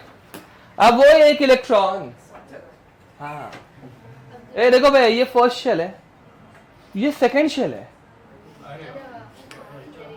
देखो, हाँ, ये फर्स्ट शेल है, ये सेकंड शेल है। वो इधर भी है और इधर भी है, जिंदा भी है, मरा भी है, इधर भी है, उधर भी है। समझ में आ रहा है? एंड फिर वो जो चीज रहती है ना, ध्यान दो, और वो जो चीज रहती है ना, क्या मैंने बोला, जैसे ही वो बक्सा ओपन करेंगे तो पता चलेगा बिल्ली जिंदा है कि मरी है। तो वो मतलब क्वांटम एक्सपेरिमेंट ब्रेक हो जाते हैं वहां पे। एक्चुअल में यहाँ पे भी होता है, मतलब क्या होता है, ये सब तुम लोगों को पढ़ने की जरूरत या फिर याद रखने की जरूरत नहीं है, ठीक है। बट ध्यान दो भाई, तुम लोगों को मैंने लास्ट टाइम बताया था कि लाइट पजेस विच नेचर, ड्यूअल नेचर, बराबर। तो वैसे ही हमारे इलेक्ट्रॉन का ड्यूअल नेचर प्रूव करने के लिए लोगों ने और एक एक्सपेरिमेंट किया। लोगों ने क्या किया, लोगों ने डबल स्लिट एक्सपेरिमेंट वापस रिक्रिएट किया। समझ में आ रहा है? ऐसे तो रिक्रिएट नहीं होता, वो बहुत अलग है, बट ठीक है चलता है। इलेक्ट्रॉन के साथ ऐसे रिक्रिएट नहीं कर सकते, बट स्टिल। एंड यहां से एक टाइम पे, ध्यान दो, एकदम भयंकर चीज, एक टाइम पे एक इलेक्ट्रॉन सीधा फेंकना स्टार्ट किया। किधर से? इधर से। लाइट जैसा भी नहीं कि भाई लाइट ऐसी जा रही है, नहीं नहीं। कैसे कर रहे हैं हम लोग? एक टाइम पे एक इलेक्ट्रॉन, क्या दिखना चाहिए सामने? कुछ नहीं दिखना चाहिए था। अरे इधर तो कुछ नहीं है ना, स्लिट्स तो यहां पे है, विंडोज तो वहां पे है। ए इधर देख बे, तो यहां पे कुछ दिखना चाहिए था क्या? बट दिखा, क्या दिखा? ए याद है ना बे? विच नेचर? अब दूसरी चीज सुनो सुनो सुनो। फिर बाद में देख, इलेक्ट्रॉन को डिटेक्ट करना भी इतना कुछ डिफिकल्ट नहीं है, डिटेक्टर यूज करने का। मतलब उन्हें फोटो मल्टीप्लाई ट्यूब्स बोलते हैं, ठीक है। अगर वो बोलता तो तुम लोगों को क्या ही समझ में आता ना। तो डिटेक्टर्स यूज करने का, ठीक है। वो अपने को बताता है कि इलेक्ट्रॉन कौन से विंडो में से गया, ठीक है। तो ऑब्वियसली इलेक्ट्रॉन जब छूटेगा तो सीधा जाने के बदले इधर ऊपर से गया, ऐसे अज्यूम भी कर लिया। तो हम लोगों ने डिटेक्टर्स लगाए। ये देखो बे, वेव नेचर है भी और नहीं भी, वो क्वांटम रियल्म में चला जाता है। समझ में आ रहा है? मतलब ऐसे एकदम क्वांटम की दुनिया में चला गया। बट जैसे ही यहाँ पे डिटेक्टर लगा दिया, ये इलेक्ट्रॉन को समझ में आता है अभी अपने को कोई तो देख रहा है, तो ऐसे एकदम हरामी पना करता है, एकदम चेंज हो जाता है। फिर बोलता है अब मैं वेव नहीं बनूंगा, अब मैं नॉर्मल बनूंगा। 2 डॉट दिखता है वापस। जब तक बक्सा बंद है, जब तक तुम लोग उसमें झांक के नहीं देख रहे हो डिटेक्टर लगा के, वो वेव नेचर दिखाएगा। मतलब वो उधर भी है, मतलब 1s में फर्स्ट शेल में भी है, सेकंड शेल में भी है। बट अगर तुम लोगों ने उसको देखने की कोशिश कर ली तो वो पार्टिकल बन के बोर्स जैसा घूमेगा। समझ? वो श्रोडिंगर का इक्वेशन जो है ना, बहुत मस्त है, बहुत अच्छे से ये चीज एक्सप्लेन करता है कि जब तक बक्सा बंद है तब तक बिल्ली जिंदा भी है, मरी भी है ना, क्योंकि पता ही नहीं है ना बे। जैसे ही बॉक्स ओपन करोगे, एक तो वो जिंदा है या फिर मरी है। जैसे ही तुम लोग उसको देखना स्टार्ट करते हो ना, तो वो ऐसे पार्टिकल जैसा बिहेव करता है। तो वो मुझे क्या पता, वो इलेक्ट्रॉन को जाके पूछ। हाँ, बट इसका एक्सप्लेनेशन आज तक कोई दे नहीं पाया। मतलब अगर दिया रहता तो मुझे पता भी रहता, बट किसी ने दिया नहीं। You can find it out, ठीक है। ओके, मस्त है ना एकदम। मतलब कुछ समझ में नहीं आता साला क्या चल रहा है, ठीक है। ओके, हाँ, तो वही तो बोल रहा हूं मैं। तो फिक्स हो गया ना भाई कि बिल्ली जिंदा या फिर मर गई है, वैसा कि इलेक्ट्रॉन इधर से ही जा रहा है फिर। बट जब तक तुम उसको ऑब्जर्व वैसे नहीं कर रहे हो तो वो दोनों जगह पे दिखेगा। ओके, चलो अब वापस अब मेन मुद्दे पे आते हैं, जिसके ऊपर क्वेश्चन आने वाले। ये सब के ऊपर कुछ क्वेश्चन नहीं आने वाले हैं। अब यहाँ पे पढ़ाई का बात कर लेते हैं। अब ध्यान दो, अब azimuthal quantum numbers are nothing but orbitals. ये कौन सा ऑर्बिटल? S orbital. ये कौन सा ऑर्बिटल? ये कौन सा ऑर्बिटल? एंड ये कौन सा ऑर्बिटल? Very nice. अब मेरे को कंटाला आ रहा है, वो 4 आगे 4 पीछे, ये समझ लो, 4 आगे 4 पीछे, ठीक है। टोटल 8 रहते हैं, अपने को कुछ फर्क नहीं पड़ता। अब इनको देखो भाई, हम लोगों ने ऑर्बिट्स को भी KLMN ऐसे कुछ बोला था, बट फिर बाद में हम लोगों ने क्या बोल दिया, 1 2 3 4 5, बराबर। तो इनको भी हम लोगों ने SPDF बोला था, बट फिर बोला नहीं यार, नंबर दे देते, क्योंकि क्वांटम नंबर्स ना बे, ठीक है। तो L इज इक्वल टू 0, 0 से भी शुरू किया। फिर बाद में L is equal to followed. अब ये जो मैं लिख के दे रहा हूं ना, हाँ, L स्टार्ट फ्रॉम 0, समझ में आ रहा है? It can go up till n-1। इसका मीनिंग थोड़ी देर के बाद बता दूंगा। अभी हम लोग जस्ट समरी, मतलब समरी भी नहीं बोल सकते, एक जस्ट इंट्रोडक्शन लिख रहे हैं, ठीक है। नेक्स्ट, इसके बाद हम लोग पढ़ने वाले हैं मैग्नेटिक क्वांटम नंबर। क्या पढ़ने वाले हैं? Magnetic quantum number. Magnetic quantum numbers m. This tells us orientation of orbitals. Orientation of orbitals मुझे लगता नहीं है मुझे बताने की जरूरत है। देखो भाई, सब शेल में सारे ऑर्बिटल्स एक साथ रहते हैं, बट एक्चुअल में हर एक का ओरिएंटेशन डिफर कर सकता है, ठीक है। It can B along P, मतलब y एक्सिस, x एक्सिस और z एक्सिस, समझ में आ रहा है? तो ओरिएंटेशन कौन से एक्सिस के अराउंड वो है, वो दिखाने के लिए हम लोग मैग्नेटिक क्वांटम नंबर दिखाते हैं, यूज करते हैं। And finally comes spin quantum number. हाँ, magnetic quantum numbers value ranges from -L, it goes till 0 and ends on +L। Meaning थोड़ी देर के बाद देखेंगे, डोंट वरी, ठीक है। And last, fourth, spin quantum number. Spin quantum number s, ठीक है, जो कि इलेक्ट्रॉन का स्पिन बताता है, ठीक है। And it's value lies in ±½ ठीक है। इसका मीनिंग भी एक एक करके हम लोग देखेंगे, मतलब ये लिख दो सिर्फ। अब देखो आगे हेडिंग लिखेंगे प्रिंसिपल क्वांटम नंबर, जो कि हम लोगों का पूरा पढ़ के हो गया है, बोर्स थियरी में पढ़ लिया है, मतलब प्रिंसिपल क्वांटम नंबर।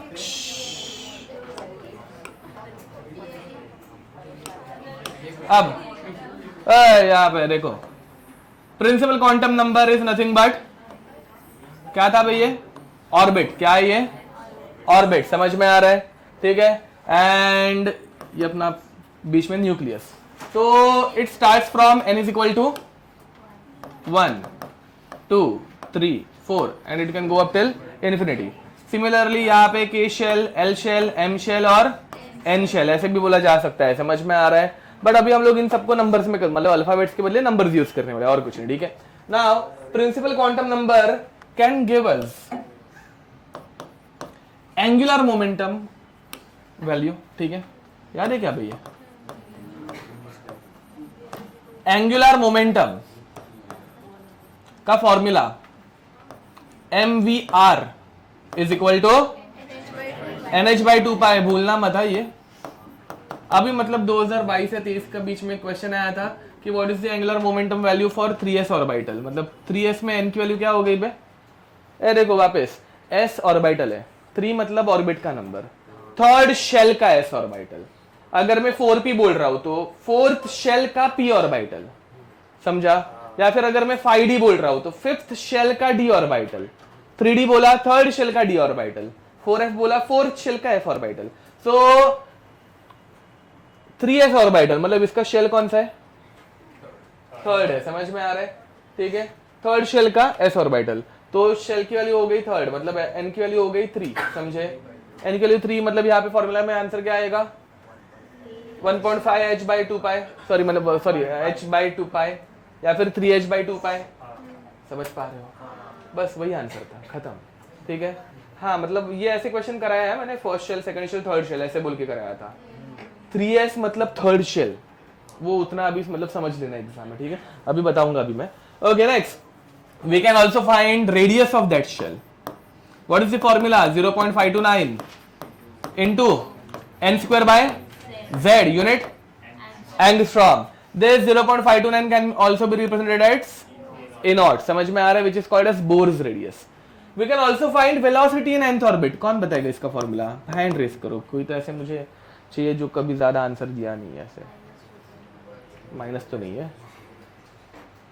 कौन बता सकता? हाँ बोलो, चलो बता। 8 वेरी नाइस। तो formula is 2.18 into 10⁻⁸ into Z by n centimetre per second, ठीक है। And finally energy in nth orbit, total energy भी निकाल सकते हैं, which is -13.6 into Z square by n square electron volt, ठीक है। So principal of quantum number can give us this much data, ठीक है। समझा? आगे बढ़े। ये सब पहले पढ़ा हुआ ही है, अभी इसके बाद अजीमुथल से नया कुछ तो स्टार्ट होगा, बट वो भी सिंपल ही है, मतलब ऐसे कुछ डिफरेंट नहीं है। डन हो गया, आगे बढ़े।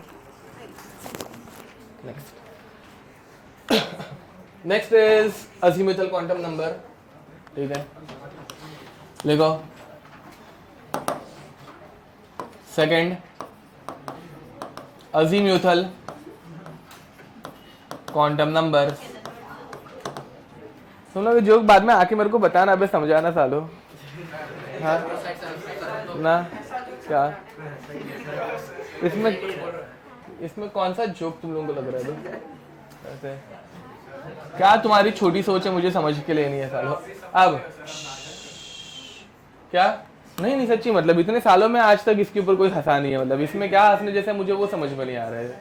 ओके, यहाँ पे अजीमुथल क्वांटम नंबर में हम लोग सब शेल्स पढ़ने वाले हैं, ठीक है। एंड सब शेल्स रहते हैं 4, मतलब अपने को 4 ही पढ़ने हैं, बट 4 से ज्यादा रहते हैं। मेजरली 4 कौन से हैं वापस एक बार लिखेंगे हम लोग। ये कौन सा है? एस सब शेल। ये कौन सा है? पी। ये कौन सा है? डी। एंड ये वाला एफ, ठीक है। अब इनको हम लोगों ने बट नंबर्स असाइन कर लिए, बराबर है क्या नहीं? तो s p d f, but इनको हम लोगों ने नंबर्स दे दिए। L is equal to 0, l is equal to, l is equal to, l is equal to. Any doubt? Okay, अब value of azimuthal quantum number starts from 0, 1, 2 and it can go up till n-1, इस statement का meaning, ठीक है। ध्यान देंगे, value of n, यहां पे value of n and it's l value. देखो बे, when value of n is 1, first shell में सिर्फ एक ही ऑर्बिटल रह सकता है, ठीक है। एक ही ऑर्बिटल, और सबसे सिंपलेस्ट ऑर्बिटल कौन सा है अपना? s orbital. तो यहां पे सिर्फ s ऑर्बिटल रहता है, जिसके l की वैल्यू क्या है? सेकेंड शेल में 2 ऑर्बिटल्स, तो 2 ऑर्बिटल, तो एक s ऑर्बिटल और दूसरा p ऑर्बिटल। वापस ध्यान दो बे, एक s ऑर्बिटल दूसरा p ऑर्बिटल। s ऑर्बिटल के लिए l की वैल्यू, p के लिए l की वैल्यू। थर्ड शेल में 3 orbitals, s p d। l is equal to 0, l is equal to 1, l is equal to 2। Fourth shell में s p d f। एकदम simple common sense की बात, जो orbit का नंबर, उसने उसके अंदर ऑर्बिटल्स या फिर सब शेल्स, ठीक है। अब यहां पे क्या होगा? L is equal to 0, 1, 2, 3। तो अच्छे से देखो ना बे, L की वैल्यू हमेशा है ना n के एक नंबर कम है, तो it can go up till n-1। समझा? बस और कुछ नहीं, देखो। हाँ, इनमें नंबर ऑफ इलेक्ट्रॉन्स देखो। एक सबशेल में कितने इलेक्ट्रॉन रहते हैं, उसके लिए एकदम सिंपल सी ट्रिक बता रहा हूं। s में रहते हैं 2 इलेक्ट्रॉन, कितने रहते हैं? 2। बाद में हर एक में 4-4 ऐड करते जाने का, ठीक है। तो देखो बे, s में कितने इलेक्ट्रॉन? 2। तो p में 2 + 4 कितने हो गए? 6। वापस s में 2 इलेक्ट्रॉन, p में 2 + 4 6 इलेक्ट्रॉन, d में 6 + 4, f में 10 + 4। समझे क्या? तुम लोगों ने कभी नंबर ऑफ इलेक्ट्रॉन्स का फॉर्मूला निकाला था क्या, मतलब पढ़ा था क्या, number of electron in an orbit? हाँ पढ़ा है ना, मतलब 2n²। इसमें ये n जो है ना वो प्रिंसिपल क्वांटम नंबर रहता है, ठीक है। अब यहाँ पे फर्स्ट शेल में कितने इलेक्ट्रॉन्स, 2n² अप्लाई करो भाई, फर्स्ट शेल में कितने इलेक्ट्रॉन 2n² के हिसाब से 2, सबको पता है ना, 1 का स्क्वायर 1 इंटू 2। सेकेंड शेल में कितने इलेक्ट्रॉन 8, ओके ना, मतलब 2 का स्क्वायर 4, 4 इंटू 2 8, देखो ना भाई 2 + 6 8 इलेक्ट्रॉन्स, ठीक है। नेक्स्ट थर्ड शेल में कितने इलेक्ट्रॉन्स 18 बराबर, तो देखो s ऑर्बिटल में, सॉरी s सबशेल में 2 इलेक्ट्रॉन, p सबशेल में 6 इलेक्ट्रॉन, d सबशेल में 6 + 4 10 इलेक्ट्रॉन। इन सबके एडिशन करूंगा 18 आ जाएगा। लास्ट फोर्थ में कितने इलेक्ट्रॉन 32, तो इन सबके एडिशन करके देखो 32 है क्या, प्लस 4 4 करते जाने का, खत्म, ठीक है, लिख दो। लास्ट मैग्नेटिक क्वांटम नंबर, ठीक है, ध्यान देंगे। हाँ वो तो अगले लेक्चर में करेंगे ना। Magnetic quantum number, magnetic quantum number m, ठीक है। m starts from -L, goes to 0, ends on +L, ठीक है। ये अपने को क्या बताता है, मैंने बोला था ओरिएंटेशन ऑफ ऑर्बिटल्स, ठीक है। It tells us about orientation of orbitals and ये बहुत इंपॉर्टेंट है, ठीक है, ध्यान देंगे। इसमें बहुत क्रिएटिव क्वेश्चंस पूछे जाते हैं, अच्छे वाले। First of all S orbital, गोला, स्फेरिकल, किसी भी ओरिएंटेशन से देखो, ऐसे एक स्फीयर को ऐसे घुमाओ, ऐसे घुमाओ, कैसे भी घुमाओ, उसका ओरिएंटेशन चेंज हो रहा है ऐसे लगता है क्या, नहीं ना, वो स्फीयर हर जगह से स्फेरिकली दिखेगा। तो s orbital has no orientation, समझे, मतलब इसमें सिर्फ एक ही ओरिएंटेशन पॉसिबल है, ऐसा, कैसे भी देखो ऐसे ही दिखेगा, समझे। एंड वैल्यू ऑफ m, देखो भाई एस ऑर्बिटल के लिए l की वैल्यू क्या है, l की वैल्यू 0, ठीक है। तो इसके m की वैल्यू स्टार्ट कहां से होती है, -L से, -0 रहता है क्या, एंड होती है +0 पे, +0 है क्या, सिर्फ क्या रहता है 0, समझा। इसे दिखाने के लिए हम लोग एक इसे बक्सा बनाते हैं, ये एक बक्सा जो है एक ऑर्बिटल है, समझ में आ रहा है, ठीक है। ध्यान देंगे वापस, if I am talking about p orbital, now p orbital can have how many orientations, बाद में बताए थे बे, this is p y, this is p z and this is p, समझ पा रहे हो, all of these combined form p subshell, but individually they are orbital, समझ में आ रहा है। इनके हम लोगों ने अलग अलग नाम दे दिए, p y, p z and p x. What is the l value for p orbital, 1, so it will start from -1, बीच में क्या आएगा, एंड्स ऑन, नहीं समझा, समझ पा रहे हो कुछ। अब इसमें कितने ऑर्बिटल्स आए बे, 3, सो ऐसे 3 बॉक्सेस बनाने के, each box represents a individual orbital, followed, and their m values are represented by -1, 0, +1। देखो ये इतना कौन सोचे लिखते बैठेगा ना बे, that my first electron is present in s orbital of first shell, my 10th electron is present in pz orbital of second p orbital, second shell p orbital। ऐसे बार बार लिखने पॉसिबल है क्या, नहीं।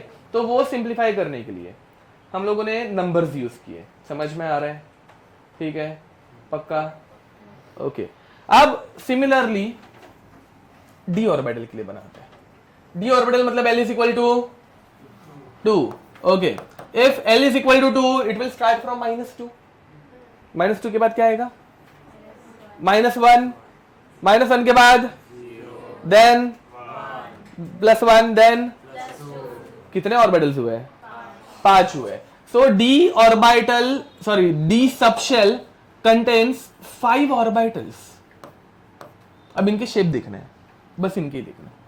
-2 -1 0 +1 +2। देखो ना, बनाने की भी मेहनत नहीं है, बॉक्सेस बनाने हैं सिर्फ ना, किधर डायग्राम वायग्राम बनाते बैठने का ना हर टाइम पे, ऐसे बॉक्स बना के खत्म कर देने का। ये अपनी लाइफ इजी हो इसलिए किया गया है, ठीक है। ओके, अब बड़ा, हाँ इनके शेप तो अपने को पता रहने चाहिए, ठीक है। हाँ मैंने जो बोला था इसमें बहुत क्रिएटिव क्वेश्चंस आते हैं, कैसे क्रिएटिव क्वेश्चंस आएंगे वो पहले देख लेते हैं। तो पहला क्वेश्चन, सबसे simplest question, p orbital, sorry py orbital is present on which axis? y axis। घटिया क्वेश्चन है, मुझे पता है। Second question, node in py orbital is present along which plane? वापस प्लेन दो एक्सिस से बना हुआ रहता है। Very nice. अब देखो भाई, मैं जरा तुम लोगों को एक्सप्लेन करता हूं, देखो ध्यान दो। ये कौन सा एक्सिस है? ये कौन सा एक्सिस है? ये कौन सा एक्सिस है? समझे? अब अगर तुम लोगों ने y और x को यूज करके ऐसा प्लेन बनाया तो इसे बोलने का x और y। अगर तुम लोगों ने y और z का यूज करके प्लेन बनाया तो इसे बोलने का y। अगर तुम लोगों ने x और z का इस्तेमाल करके कोई प्लेन बनाया तो इसे बोलने का, ये मैंने क्या बोला समझा? Followed. Now in this py orbital electrons are not present along these axes। समझा क्या ना? इन py orbital electrons are not present along these axes, and अगर इसके प्लेन बना दिया तो ये कौन सा प्लेन हो गया? कौन से प्लेन के अराउंड इलेक्ट्रॉन्स नहीं है? xz। नहीं समझा? In pz electrons are not present along which axis? xy। जो बच जाते हैं ना बे। In px electrons are not present along which axis? समझ पा रहे हो मैं क्या बोल रहा हूं? पक्का? What is the angle made by py orbital with y axis? 0। py का y के साथ 0 है, समझ में आ रहा है? What is the angle made by nodal plane in py orbital with y axis? 90। देख, ये पूरा नोडल प्लेन है जो कि y एक्सिस के साथ 90 का एंगल बना रहा है। समझ पा रहे हो इसके ऊपर कैसे क्वेश्चंस आएंगे? ऐसे ही क्वेश्चंस आएंगे और कुछ नहीं, ठीक है। अब आगे बढ़ते हैं, चलो d ऑर्बिटल के शेप देखेंगे फिर खत्म करेंगे, या अभी खत्म करो d ऑर्बिटल की शेप, तुम लोगों को अगले लेक्चर पढ़ाओ। ऐसे आलसी हो गए तुम लोग। चलो, so with this we'll stop here till then, next time, bye bye। Homework homework homework.